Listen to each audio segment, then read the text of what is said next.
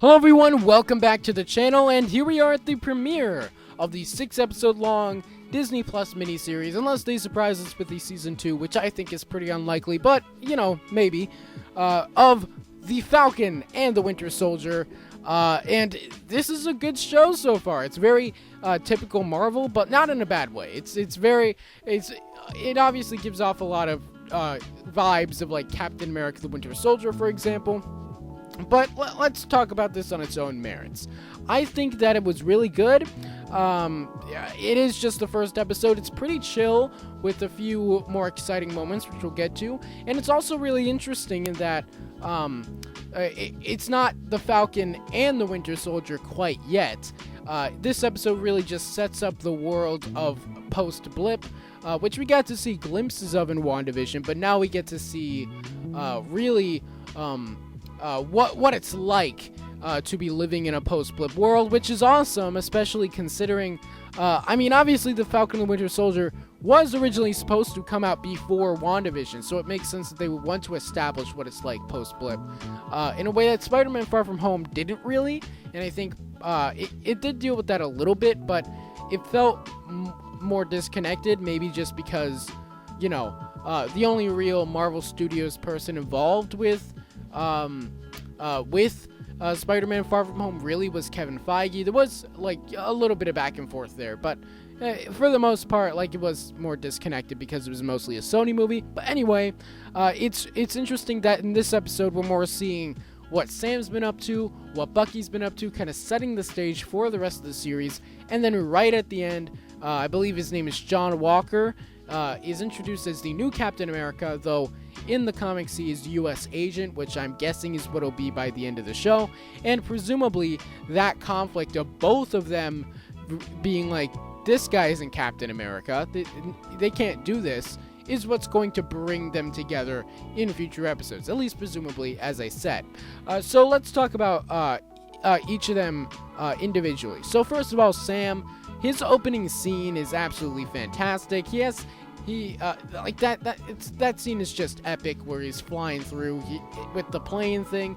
It does look very similar to the plane set that they're going to be using with the banter scene with him and Bucky later on in the show, which you know makes sense. They want to save a little bit of money there. Reuse sets. I'm not saying that it's like low budget by any means. They'd reuse sets from multiple scenes in movies too, obviously. But Sam does have kind of that Full House kind of thing going on, where he's like with his sister trying to bring back his boat. Very good thing to have because it's very relatable.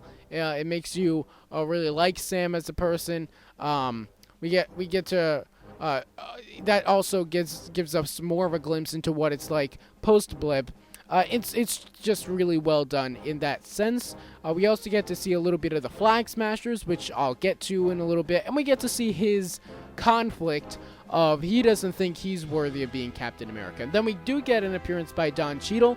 We knew Don Cheadle would be in the show as a guest, but we didn't know when that would be happening. A lot of people assumed he would be showing up for like battle scenes near the end.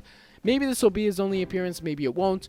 But it was a big surprise to have him show up for a scene just as Rhodey and not as War Machine or Iron Patriot or whatever. And it makes sense with him being the military man and him going through a similar thing as Sam of being kind of the right-hand man of one of the great Avengers lost in the war against Thanos. And I think that was a really nice scene as well. And who knows, maybe we'll see him more in the future.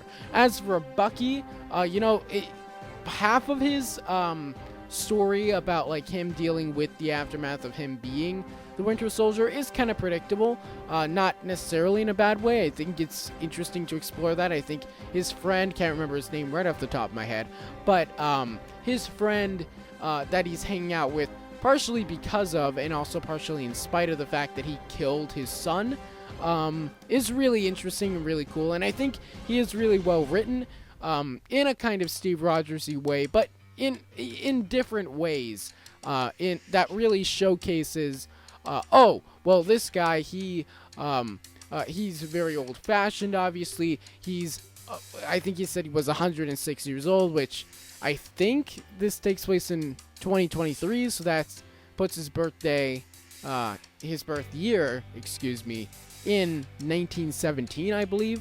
But I could be wrong on that math. I don't know. But either way, I think he's really well done in those two sides of his life. Though I do enjoy seeing his more day-to-day thing more. I think there's something really inherently interesting about seeing a superhero's day-to-day life. Just because we're mostly used to just seeing them punching bad guys a lot, and that's what made stuff like Spider-Man Homecoming so compelling. Let's talk about the Flag Smashers. The Flag Smashers is an anarchy group, and it is kind of hinted at the beginning to Sam by a friend of his that there are people who saw blipped world as better than the normal world because something about they thought that the world was better when united without borders, i.e. More of an anarchist outlook. So that's what the Flag Smashers are, presumably. And that's really interesting, and I'm kind of hoping to see how they handle that politically in terms of if they are going to kind of just say, oh yeah, these Flag Smashers guys are horrible people, their anarchist views are completely wrong, God bless America, or if they're gonna pepper in some depth to them as an organization and them as characters and their viewpoints, I think would be a good idea. But we'll see. And they could go either way and do it in a way that's satisfying or in a way that's unsatisfying and bad. So we'll see. And last but not least, let's just talk a little bit about the future. Besides just the Flag Smashers, we do have kind of three villains. We have John Walker, who he's more just like the guy we're gonna like to hate for the next few episodes, I think. Or the next episode or two at least, because this is longer, but not by episode count, by episode length. So we'll see. He's not going to be a straight up villain unless there's some big twist. But yeah, there's him who's just kind of the guy we dislike, and then also the Flag Smashers and Zemo, who doesn't even get a hint in this episode. We don't know what's going on with him. Maybe he's the leader of the Flag Smashers and commandeered them for his own gain or something like that. Maybe because he just hates Captain America so much that he is the head of this anarchist group. That would make sense. But yeah, overall it's really interesting. I'm really excited. I think Sam so far is the more compelling character in terms of what I want to see next. But also Bucky, I think, is a more compelling character of this episode. So what do you guys think about this episode? I really liked it, and I'm really excited to see what they do over the next 5 episodes of the show. Let me know your thoughts in the comment section below. Don't forget to subscribe for daily videos on the franchises you love, and I'll see you tomorrow. Bye.